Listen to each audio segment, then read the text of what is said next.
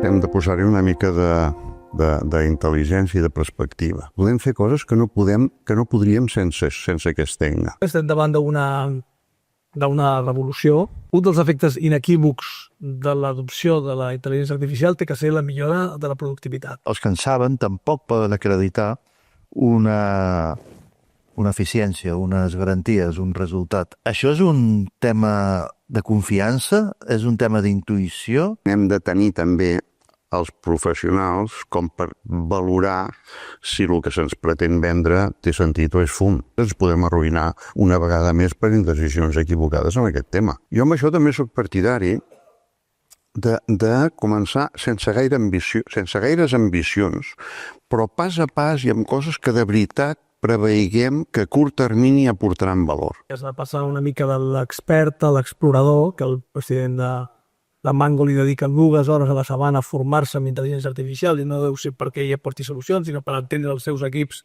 i poder-los fer una mica de challenge. Hi ha tota una línia d'eficiència claríssima. Jo tinc la sensació de que ara mateix a casa nostra el que domina més és la mirada de l'eficiència. L'eficiència en termes sempre s'associa molt a costos, no? Redueixo i sistematitzo processos, però també és eficàcia amb la intel·ligència artificial, generarà nous models de negoci. Té sentit fer-ho tots junts.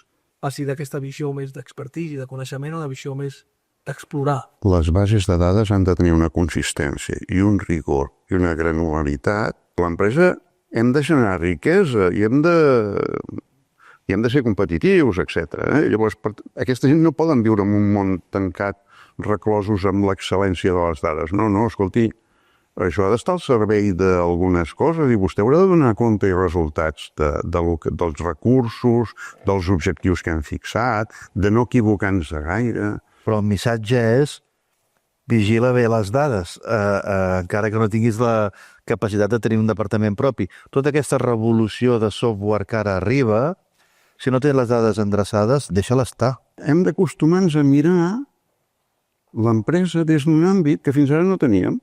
Tu t'imagines cooperar amb les dades, és a dir, empreses que comparteixen les dades per poder millorar el seu model de negoci? Hi haurà processos M&A, de fusions i adquisicions, en què el que fusionem o adquirim és base de dades. El que no s'està fent és compartir dades de clients, en cap cas. Però, en canvi, nosaltres ja estem començant a vendre dades a fabricants de perfil de compra. De producte i de comportament. El problema reputacional més greu que pot tenir avui una empresa és sortir al diari dient han perdut tota la seva informació de client. No estem a bon preu per ser savi, estem per fer coses. Costarà molt trobar feina si no saps fer servir l'IA. Tots els departaments on hi ha molta quantitat d'informació i tal, és fonamental que hi hagi clar quines són les línies vermelles i quins són els valors d'empresa. En el negoci online d'alimentació, en el món, hi ha poca gent que guanyi diners.